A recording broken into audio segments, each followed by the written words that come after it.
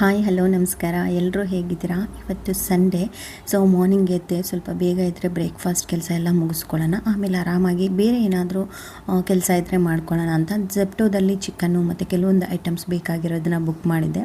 So ಅದು ನಾನು ಎದ್ದು ಫ್ರೆಶ್ ಅಪ್ ಆಗಿ ಬರೋಷ್ಟರಲ್ಲಿ ಬಂದಿತ್ತು. ಸೊ ಕಾಲ್ ಮಾಡಿದರು, ಅದಕ್ಕೆ ಅದನ್ನು ಈಸ್ಕೊಳ್ತಾ ಇದ್ದೀನಿ. ಸೊ ಏನಿಲ್ಲ, ಆಚೆ ಹೋಗಿ ಎಗ್ ಬೇಕಿತ್ತು. ಎಗ್ಗು ಒಂದೇ ಸತಿ 30ನ ನಾನು ಆರ್ಡ್ರ್ ಮಾಡ್ತೀನಿ. ಸೊ 220 ರುಪೀಸ್ ಟು 30 ರುಪೀಸ್ ಆ ಥರ ಇರುತ್ತೆ. ಸೊ ಜೊತೆಗೆ ಸ್ವಲ್ಪ ಬಿರಿಯಾನಿ ಪೌಡರು, ಆಮೇಲೆ ತಾಜ್ ಮಹಲ್ ಟೀ, ಸ್ವಲ್ಪ ಚಿಕನ್ 1/2 kg ಮಾಡಿದೆ ಸಾಕು ಬಿರಿಯಾನಿ ಮಾಡೋದಕ್ಕೆ ಅಂತಲೇ. ಸೊ ಆಮೇಲೆ ಎವ್ರಿಡೇ ಮಿಲ್ಕ್ ಪೌಡರು ತುಂಬ ಚೆನ್ನಾಗಿರುತ್ತೆ ಇದು. ಆಮೇಲೆ ಕಾಫಿದು ಶಾಸಸ್ ಅವರೇ ಕೊಟ್ಟಿದ್ದಾರೆ, ಸ್ವಲ್ಪ ಫ್ರೀ ಗಿಫ್ಟ್ ಅಂತ ಅಂದ್ಬಿಟ್ಟು. ಕೆಲವೊಂದು ಆಫರ್ಸ್ ರನ್ ಆಗ್ತಿರುತ್ತಲ್ಲ ಆವಾಗ. ಸೊ ಎಗ್ಸ್ನ ನಾನು ಯಾವಾಗಲೂ ತರಿಸ್ತೀನಿ. ಗೊತ್ತಿಲ್ಲ ನನಗೆ ಎಗ್ ಇರಬೇಕು. ಅಕಸ್ಮಾತ್ ಏನಾದರೂ ಸ್ವಲ್ಪ ಹೊಟ್ಟೆ ಶೋ ಆದರೂ ಕೂಡ ಎಗ್ ಆಮ್ಲೆಟ್ ಮಾಡಿಕೊಂಡು ಸ್ವಲ್ಪ ಎಗ್ ಸಾರು ಮಾಡ್ಬೋದು. ಇಮಿಡಿಯೇಟಾಗಿ ಒಂದು ಫಾಸ್ಟಾಗಿ ಮಾಡುವಂಥ ಎಗ್ ರೆಸಿಪೀಸು ಮಾಡ್ಕೊಳ್ತೀನಿ. ಸೊ ಅದರಿಂದ ನಾನು 30 ಎಗ್ಸ್ನ ಆರ್ಡ್ರ್ ಮಾಡ್ತೀನಿ. ಈ ಟ್ರೇ ಬಂದುಬಿಟ್ಟು ನಾನು ಮೀಶೋದಲ್ಲಿ ತೊಗೊಂಡಿದ್ದು ಗೈಸ್. ನಿಜವಾಗ್ಲೂ ತುಂಬಾ ಚೆನ್ನಾಗಿದೆ. ನಾನು ಎಗ್ ಟ್ರೇಸ್ನ 2 ಥರ ನಾನು ತರಿಸಿ ಯೂಸ್ ಮಾಡಿದ್ದೆ, ಬಟ್ ನನಗೆ ಅಷ್ಟೊಂದು ಕನ್ವೀನಿಯನ್ಸ್ ಅಂತ ಅನಿಸಿಲ್ಲ. ಬಟ್ ಇದರಲ್ಲೂ ಕೂಡ ಏನು ಬ್ಯಾಕ್ ಡ್ರಾಪ್ ಅಂದರೆ ಸ್ವಲ್ಪ ದಪ್ಪ ಇರೋ ಎಗ್ಸ್ನ ಮೇಲೆ ಇಟ್ಕೊಳ್ಬೇಕು, ಸ್ವಲ್ಪ ಸಣ್ಣ ಇರೋದನ್ನ ಕೆಳಗೆ ಇಟ್ಕೊಳ್ಬೇಕು. ಅಷ್ಟೊಂದೇನು ಅನ್ಕಂಫರ್ಟ್ ಅನಿಸಲ್ಲ. ಸೊ ಫೈನಲಿ ಈ ಥರ ಜೋಡಿಸ್ಕೊಂಡ್ರೆ ನೋಡೋದಕ್ಕೂ ತುಂಬ ಚೆನ್ನಾಗಿರುತ್ತೆ ಕಿಚನಲ್ಲಿ ಲುಕ್ಕಾಗಿ. ಸೊ ಬಾಕ್ಸ್ ಥರ ಇರೋದು ಏನಾಗುತ್ತೆ ಅಂದರೆ, ನೀವೇನಾದರೂ ಫ್ರಿಜ್ಜಲ್ಲಿ ಇಟ್ಕೊಳ್ತೀವಿ ಅಂತಂದಾಗ ನೀವು ಅದನ್ನು ಯೂಸ್ ಮಾಡ್ಬೋದು.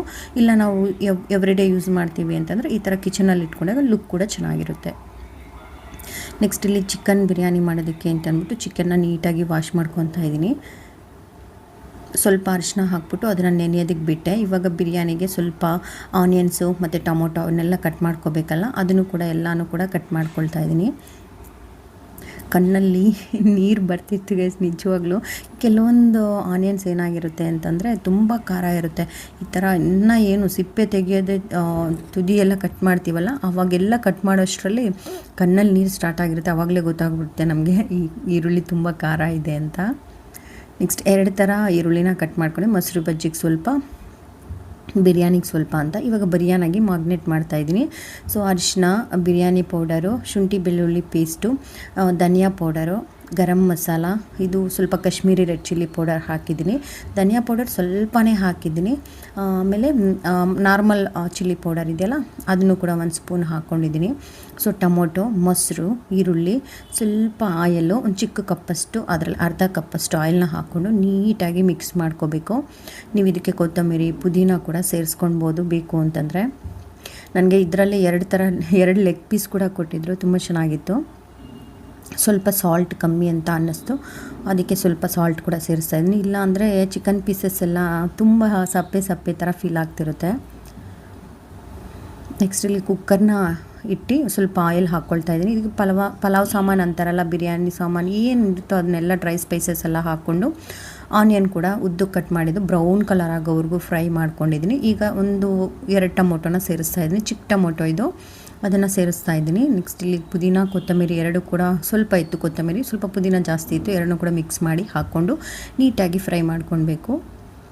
ಇವಾಗ ನಾವು ಮ್ಯಾಗ್ನೇಟ್ ಮಾಡಿ ಇಟ್ಟಿರುವಂಥ ಚಿಕನ್ ಇದೆಯಲ್ಲ ಅದನ್ನು ಕೂಡ ಸೇರಿಸ್ಕೊಬೇಕು. ತುಂಬಾ ಈಸಿ ಬಿರಿಯಾನಿ ಮಾಡೋದು.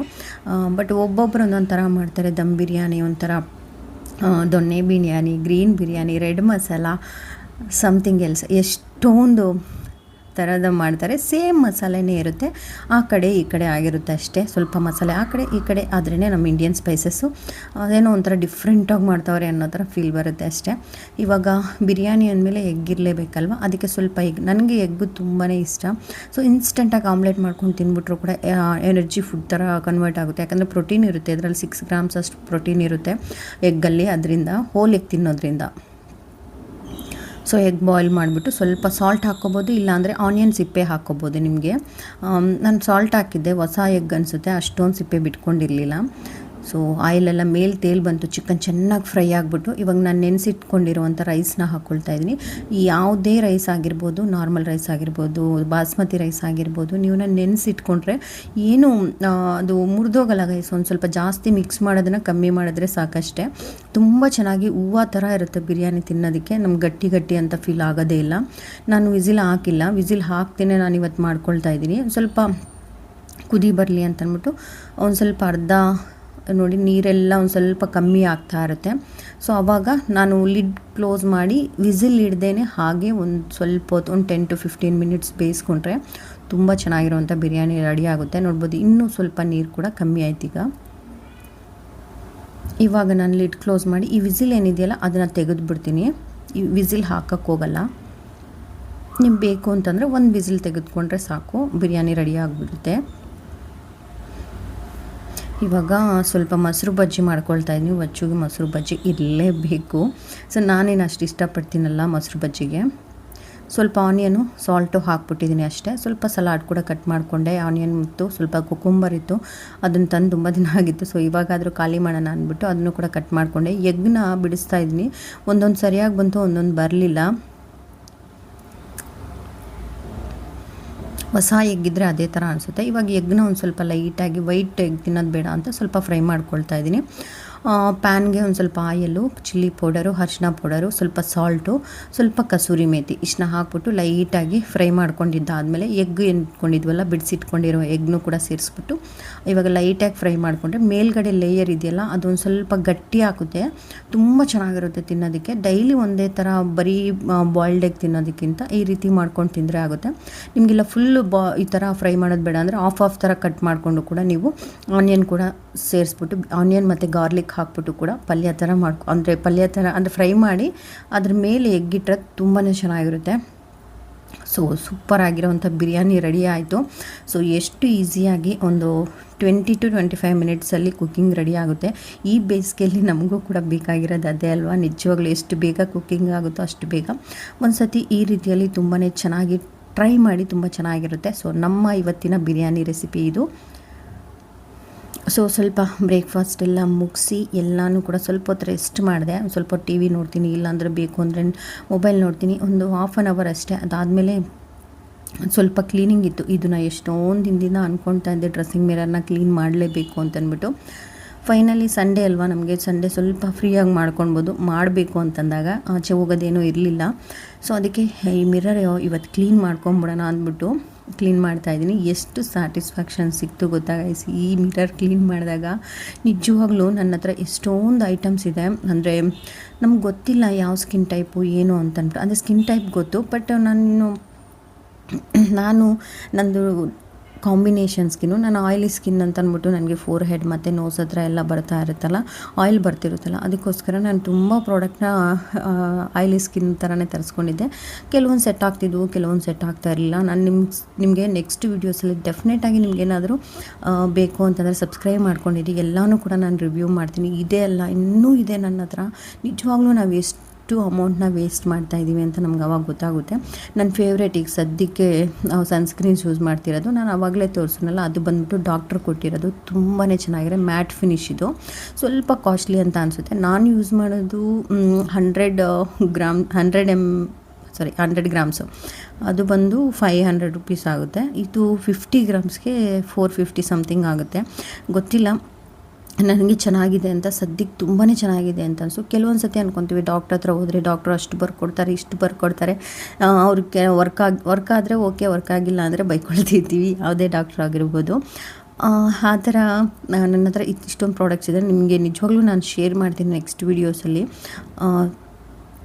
ಯಾವುದು ವರ್ಕ್ ಆಗಿದೆ, ಯಾವುದು ಸ್ವಲ್ಪ ವರ್ಕ್ ಆಗಿದೆ, ಯಾವುದು ಚೆನ್ನಾಗಿದೆ ಅಂತ ಅಂದ್ಬಿಟ್ಟು ಎಲ್ಲನೂ ಕೂಡ ನಾನು ರಿವ್ಯೂ ಮಾಡ್ತೀನಿ ಗೈಸ್. ಯಾಕಂದರೆ ನನ್ನ ಹತ್ರ ಪ್ರಾಡಕ್ಟ್ಸ್ ಇದೆ, ಅದನ್ನು ನಾನು ಓನಾಗಿ ದುಡ್ಡು ಕೊಟ್ಟು ತೊಗೊಂಡಿರುವಂಥ ಪ್ರಾಡಕ್ಟ್ಸು. ಯಾವುದೇ ರೀತಿ ಪೇಯ್ಡ್ ಪ್ರಮೋಷನ್ ಅಂತೂ ಸಾಧ್ಯನೇ ಇಲ್ಲ.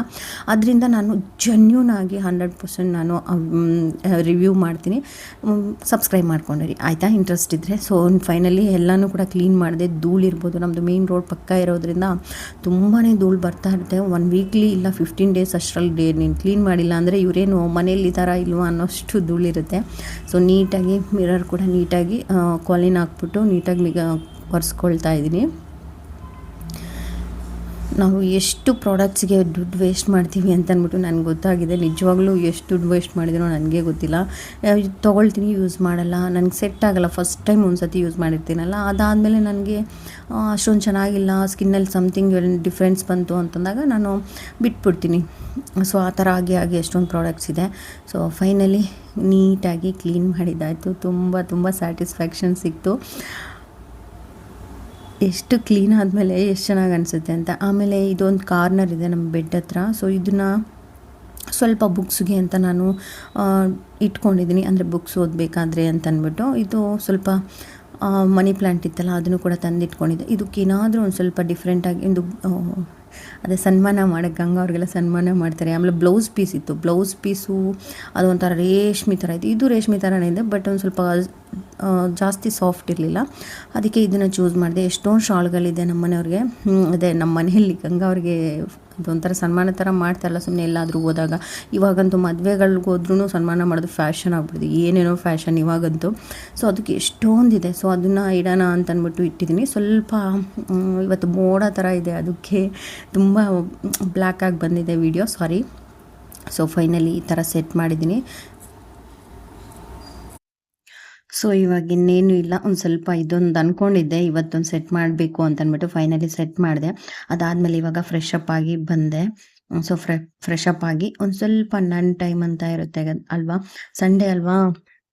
ಸೊ ಎಲ್ಲರಿಗೂ ರಜಾ ಇರುತ್ತೆ, ಅವ್ರವ್ರ ಮೀ ಟೈಮ್ನ ಅವರು ಎಂಜಾಯ್ ಮಾಡ್ತಿರ್ತಾರೆ. ನಾನು ಈ ಟೈಮ್ನ ಆಲ್ರೆಡಿ ಕಾಫಿ ಟೀ ಕುಡಿಯೋದು ಬಿಟ್ಟಿದ್ದೀನಿ, ಒನ್ ಟೈಮ್ ಮಾತ್ರ ಮಾಡ್ಕೊಂಡಿದ್ದೀನಿ. ಸ್ವಲ್ಪ ತಾಜ್ ಮಹಲ್ ಟೀ ಪೌಡರ್ ತರಿಸಿದ್ನಲ್ಲ ಮಾರ್ನಿಂಗು, ಅದರಲ್ಲಿ ಒಂದು ಸ್ವಲ್ಪ ಟೀ ತೊಗೊಂಡು ಮಾಡಿಕೊಂಡೆ. ಪೌಡರು ಯೂಸ್ ಮಾಡೋದ್ರಿಂದ ತುಂಬ ಚೆನ್ನಾಗಿದೆ ಟೀ ಕುಡಿಯೋದಕ್ಕೆ. ಸೊ ಆಮೇಲೆ ಬುಕ್ನ ಓದ್ತಾ ಇದ್ದೀನಿ. ತುಂಬಾ ಪೀಸ್ಫುಲ್ ಅನಿಸುತ್ತೆ, ತುಂಬಾ ಖುಷಿಯಾಗಿರುತ್ತೆ. ಎಲ್ಲ ಕೆಲಸ ಮಾಡಿ ಫ್ರೆಶ್ ಅಪ್ ಆಗಿ ಒಂದು ಆರಾಮಾಗಿ ಒಂದು ಕಾರ್ನರ್ನಲ್ಲಿ ಕೂತ್ಕೊಂಡು ನನಗೋಸ್ಕರ ನಾನು ಈ ಟೈಮ್ನ ಸ್ಪೆಂಡ್ ಮಾಡ್ತಾ ಇದ್ದೀನಿ ಅನ್ನೋಷ್ಟು ಏನೋ ಒಂಥರ ಖುಷಿ ಆಗುತ್ತೆ. ಒಂದ್ಸತಿ ಸ್ಪೆಂಡ್ ಮಾಡಿ ನೋಡಿ. ಯಾವಾಗಲೂ ಮೊಬೈಲು, ಟಿ ವಿ, ಸಮಥಿಂಗ್ ಆಚೆ ಹೋಗೋದು, ಅದನ್ನೇ ಎಲ್ಲರೂ ಪ್ರಿಫರ್ ಮಾಡ್ತಾರೆ. ಬಟ್ ಈ ಥರನೂ ಕೂಡ ಟ್ರೈ ಮಾಡಿ ನೋಡಿ, ನಿಮಗೆ ನಮ್ಮ ಮನಸ್ಸಿಗೆ ಎಷ್ಟೊಂದು ನೆಮ್ಮದಿ ಸಿಗುತ್ತೆ ಅಂದ್ಬಿಟ್ಟು. ನನಗಂತೂ ತುಂಬಾ ಇಷ್ಟ. ಆಚೆ ಹೋಗೋದು ಇಷ್ಟ, ಸ್ವಲ್ಪ ಟಿ ವಿ ನೋಡೋದು ಇಷ್ಟ, ಬಟ್ ಯಾವುದನ್ನು ಅತಿಯಾಗಿ ಮಾಡೋದು ನನಗಿಷ್ಟ ಇಲ್ಲ. ಸೊ ಅದಕ್ಕೆ ನನ್ನ ಡೇನ ಈ ರೀತಿ ಪ್ಲ್ಯಾನ್ ಮಾಡ್ಕೊಂಡಿದ್ದೀನಿ. ಸೊ ಫೈನಲಿ ಹೀಗಿತ್ತು ಇವತ್ತಿನ ದಿನ. ಸಿಗ್ತೀನಿ ಮತ್ತೆ ನೆಕ್ಸ್ಟ್ ವಿಡಿಯೋದಲ್ಲಿ. Take care, bye. Thank you so